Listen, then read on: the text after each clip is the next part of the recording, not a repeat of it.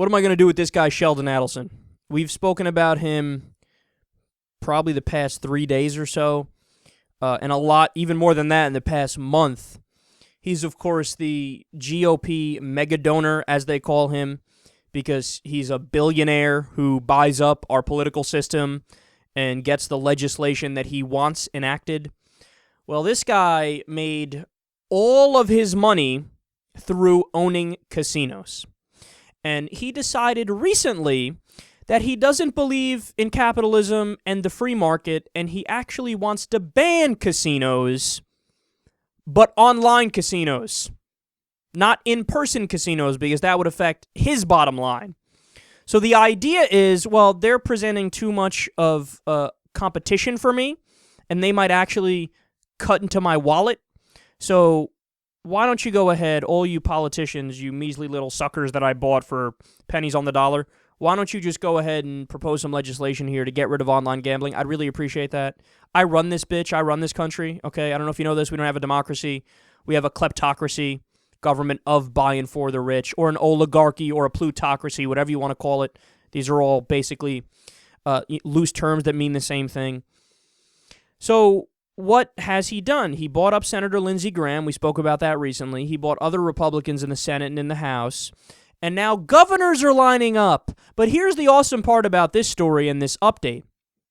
They're lining up, and they haven't even gotten the money yet. That's how fucking cheap these right-wingers are. Is that you don't even need to give them the money before they do your bidding. They will do your bidding first, and then whatever pennies whatever shekels you can throw their way, like a peasant in the street, they'll go, oh, thank you, I love you so much. Can I lick your boots, Sheldon, you billionaire, gorgeous motherfucker, you? Could I blow you? Could I coddle your sack? And this is what's happening. Rick Perry of Texas and Nikki Haley of South Carolina and Bobby Jindal of Louisiana, quote, vowed to fight the scourge of online gambling. What's his name? Adelson himself had this amazing quote. I don't have it in front of me now. We had it for the last story we covered on him. That, it's ruining the morality of the country or something, online gambling. Like, the guy made all of his money from people gambling, but now all of a sudden gambling is a problem because it's online. It's so obvious he just wants to crush the competition. It's so obvious he doesn't believe in capitalism. He just wants to rig the market in his favor and just be as corrupt as possible and grow his wealth that way. The fact that the fact that these guys, the Republicans, to have the nerve to say they believe in small government when what they're pushing for here is the biggest government imaginable. You know? It's totally normal and totally within the realm of freedom for somebody to decide, I worked for my paycheck, man.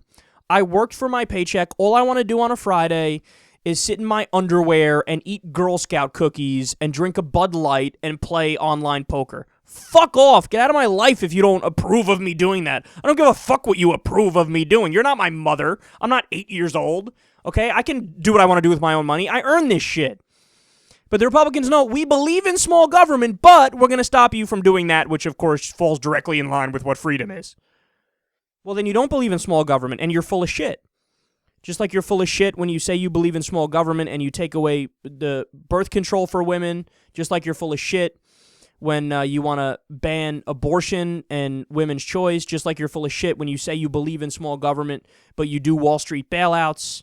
I mean, the list goes on of all the ways that you poke into our private lives, but you say you believe in small government. So there's that aspect of it, and the fact that the Republicans are just so full of it is coming out of their eyeballs. But how does a guy like Sheldon Adelson even rationalize that in his own mind? Because I'm strongly of the belief that very few people, if any, actually think that they are evil. Most people, they go through life, even if they're some sort of serial killer or rapist or something, they tell themselves pretty little lies and stories that make them think like, oh, no, that was justified. Oh, no, it's the right thing to do that. That was a bad person. Or, oh, what are you talking about? She was drunk, man. That's how it is. Like, what do you mean? So nobody actually thinks they're a bad person or thinks they're this massive hypocrite. But how is it even possible theoretically for a guy like Sheldon Adelson, who made all of his money from gambling, to say, I'm against online gambling?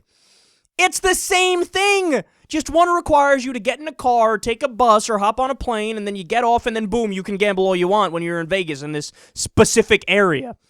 But the idea that somehow when you're in the confines and the comfort of your own home, that now all of a sudden this is going to bring down society and this is terrible and we need to regulate that. It's like, it obviously doesn't add up, and it's so obvious that I'm amazed that he would even believe it, if he does believe it. Maybe he doesn't. Maybe he does just wake up and say, I'm going to lie today. I'm going to go there and say we need to stop online gambling for moral reasons, even though that's bullshit. Maybe he does that. I don't know. Or maybe he actually rationalizes it to say, well, that'll bring down the country because then it'll be more widespread and that's a problem. But to just do it at my casinos is fine. Whatever it is, it shows you that not all fucking cylinders are firing, man. This is something I found myself talking a lot about on Secular Talk recently. There's a lot of people in this world that you'll hear them talking and you'll listen to their argument and you might disagree with it vehemently, but you sit there, you have an open mind, and you go, okay, you're not along, you hear it, and then at the end of it you go, this fucking guy's off his rocker.